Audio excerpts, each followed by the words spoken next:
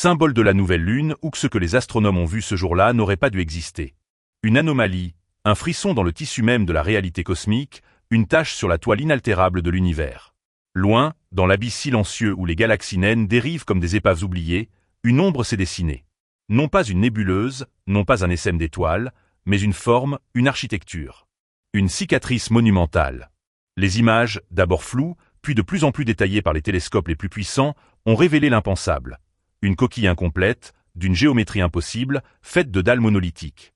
Chaque parcelle de cette construction titanique, les données le suggèrent, est d'une masse si gargantuesque qu'elle pourrait éclipser des centaines de systèmes solaires comme le nôtre. Imaginez que chaque grain de sable sur toutes les plages de la Terre soit un soleil ardent, et que vous assembliez des milliers de ces plages pour créer une seule brique dans une construction. C'est l'échelle à laquelle nous parlons. Un projet abandonné, les restes d'une œuvre que des mains bien au-delà de l'entendement humain ont un jour commencé, puis inexplicablement cessé. Une relique cosmique qui défie toute logique et toute attente. Télescope l'observation, cette structure, surnommée le « mur de l'éternité », n'est pas faite de matière ordinaire. Non baryonique, exotique, elle absorbe la lumière des étoiles avec une avidité surnaturelle, ne laissant qu'une silhouette au contour brut, déchiquetée, comme une créature arrachée à un autre espace-temps. Elle s'étend sur des dizaines de milliers d'années-lumière, une frontière cosmique inachevée, comme si ces architectes avaient soudainement disparu ou s'étaient lassés d'une tâche qui dépasserait même leur dieu. Une sphère de Dyson. Cette mégastructure théorique, conçue pour capturer l'énergie d'une étoile entière, ferait pâle figure ici. Devant l'immensité du mur de l'éternité, une sphère de Dyson serait moins qu'un grain de poussière sur un cristal géant, insignifiant et éphémère. Chaque segment, chaque bloc de ce mur cyclopéen est des millions de fois plus massif que notre propre Soleil, une brique d'une échelle à rendre fou. Les bords irréguliers se découpent sur le vide, comme les ruines d'une mégalopole galactique, une ville spectrale figée dans un sommeil éternel, hantée par la mémoire de ses bâtisseurs disparus et par l'ombre de leur puissance oubliée. Sac à argent monétisation, observer ces merveilles ne demande pas un observatoire à 1 milliard. L'univers déploie ses énigmes à quiconque ose lever les yeux vers l'infini, à quiconque a la curiosité d'explorer l'obscurité. Avec un simple télescope d'amateur de qualité, vous pouvez commencer à percevoir les confins de notre propre galaxie, à distinguer les faibles lueurs d'objets lointains, des milliers, voire des millions d'années-lumière de la Terre. Cet instrument, bien que modeste à l'échelle cosmique de ces géants endormis, est votre fenêtre sur le vertige. Il est un rappel que même avec nos outils les plus simples, nous sommes invités à contempler la magnificence brute et la terreur silencieuse du cosmos. Ce que nous voyons n'est qu'un pâle reflet, un écho lointain de vérités abyssales.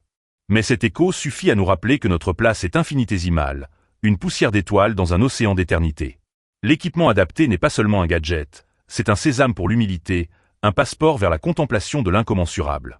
Il vous place face à l'étendue effrayante de l'ignorance, là où la lumière d'une étoile est une caresse antique et la noirceur, une promesse de mystère encore plus profond, bien au-delà de notre portée.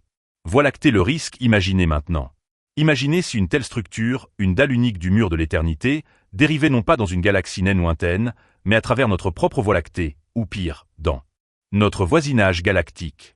Sa masse incommensurable serait capable de perturber des orbites entières, de déchirer des nébuleuses entières, de dévier des étoiles de leur trajectoire millénaire avec la facilité d'un souffle.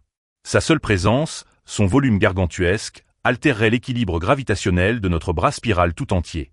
Ce ne serait pas une catastrophe au sens où nous l'entendons, avec des explosions et des cataclysmes soudains, mais une lente, inexorable et silencieuse réécriture du destin cosmique.